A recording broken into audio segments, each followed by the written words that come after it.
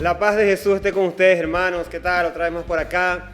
Bueno, esta vez vamos a tratar un tema que quizás genere un poco de controversia y es sobre el tema de la música y la iglesia. Muchas personas dicen que, bueno, porque la iglesia hace opiniones sobre la música sin saber todo lo que ha contribuido la iglesia a la música. O porque el servicio de la misa, que a veces la gente, no, vamos a cantar la misa para que sea más alegre o, no sé, más solemne.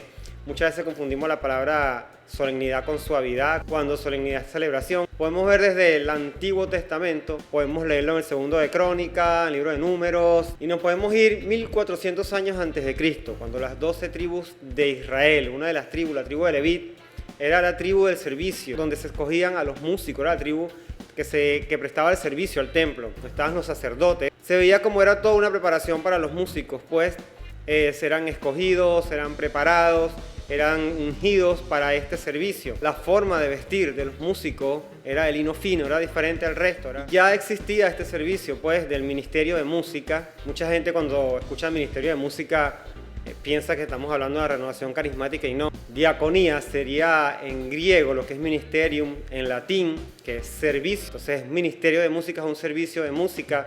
Y eso independientemente del formato que lleve, ¿verdad? Un coro parroquial, que básicamente son principales las voces, pues. Mientras las bandas de música católica, orquesta de música católica, grupo musical.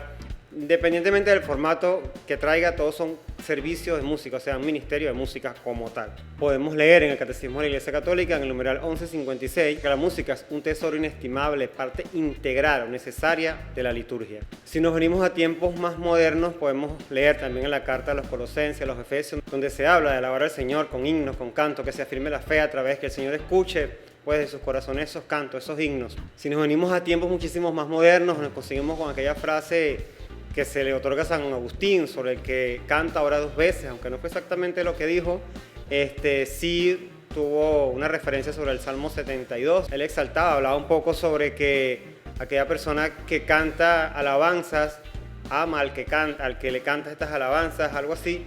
Y bueno, de ahí aquella frase de que canta ahora dos veces. Entonces podemos ver que desde el Antiguo Testamento el servicio de la música, el ministerio de la música está unido a la liturgia. Ya en el 4-5 después de Cristo, cuando había un poquito más libertad de culto, se empezaban a escuchar estos cantos litúrgicos como herencia judía, ¿sí? De lo que era el Antiguo Pacto. Ya para el siglo VI aparece una figura muy importante para el impulso y la organización de la música litúrgica como tal, que es el Papa Gregorio Magno. El quien manda pues a organizar, a sistematizar todo lo que son los cantos litúrgicos y evidentemente darle ese impulso.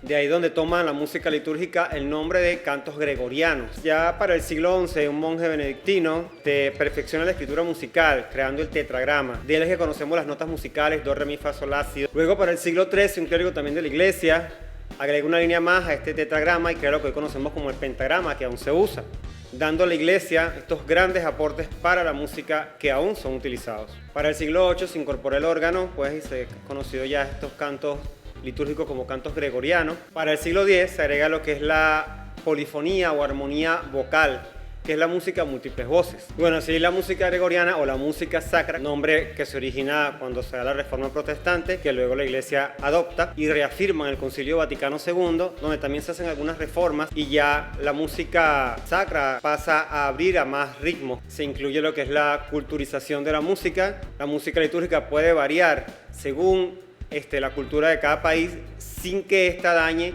y ahí está lo delicado de esto, el orden litúrgico.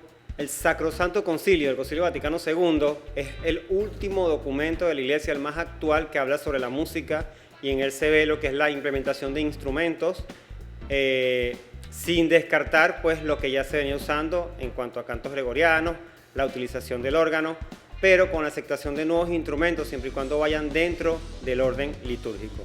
Entre los lineamientos prácticos del Sacrosanto Concilio aparece algo muy importante, que es el evitar los profanos, y esto se refiere a la no utilización de música pagana con contenido litúrgico, lo que es conocido como música parodia o legalmente un plagio. También podemos discernir un poco sobre los diferentes tipos de música católica, cuándo puede ser litúrgica y cuándo no. Y aparte de los estilos musicales que puede haber de la música dentro de la Iglesia Católica, hay 4 maneras de llevar la música, ¿ok?, para ocasiones distintas.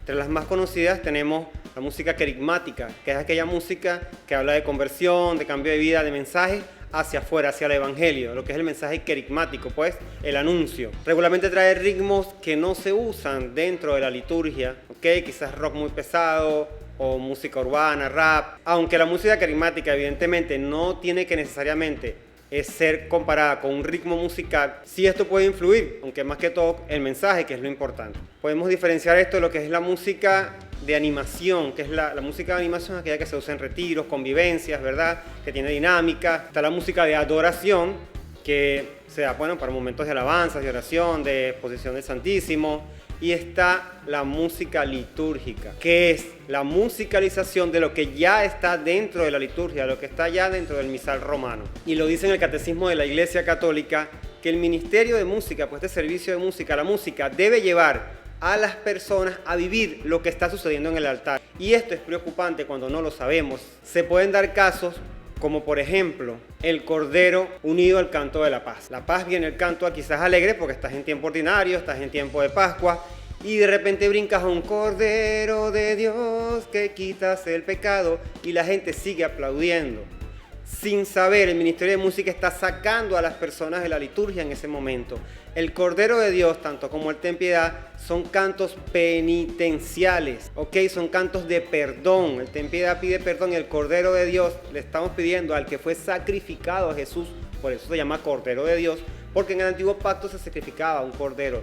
El Cordero de Dios es Jesús que se sacrificó por nosotros, Cordero de Dios que quitas el pecado, o sea, que a través de tu sacrificio, de tu muerte en cruz, nos quitas el pecado. Ten piedad de nosotros, ten piedad. Y cantamos eso alegre. O sea, no estamos teniendo coherencia y en vez de cumplir el servicio del Ministerio de Música, de llevar a la gente a lo que sucede en el altar, la estamos sacando. Otros casos que se ven en tiempos de Pascua, el sacerdote dice, y con los santos y los ángeles nos unimos, estallido de alabanza, y empiezan, Santo. O sea, no es malo ni que sea un pecado, no existe un pecado litúrgico, como quien dice.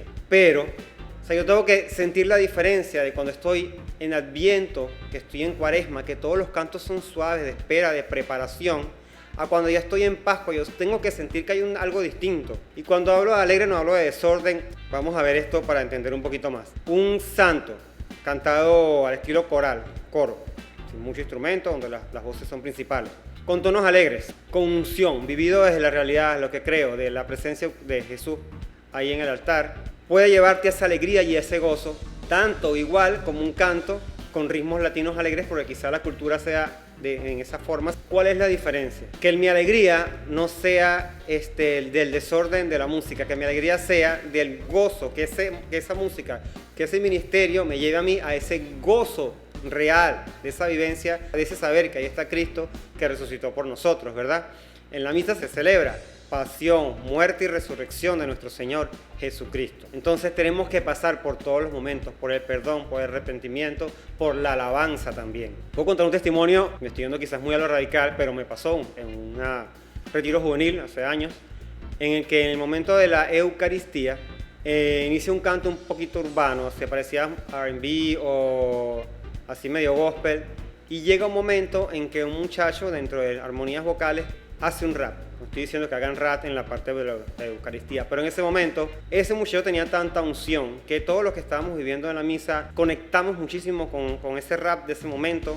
Acabamos de comulgar y sentimos tanto cada palabra de este joven que se cumplió ese servicio musical en ese momento. Ese ministerio de música nos llevó a vivir un encuentro con Jesús, un ministerio de música que esté claro, que crea, en la presencia real de Jesús en la Eucaristía. Es un ministerio de música que va a servir perfectamente al altar. Un ministerio de música que invoca al Espíritu Santo. Es un ministerio de música que está claro en lo que va a servir. Si el ministerio de música debe llevar a las personas a cada momento, en el momento que se da la comunión, el canto debe tratarse de esa comunión, de ese encuentro con Jesús. Y muchas veces cantamos otras cosas que no tienen que ver. A veces hasta se hacen cantos marianos porque es alguna fiesta mariana, Reina de los cielos, Reina de la iglesia, Reina de nuestros corazones, nuestra Madre María.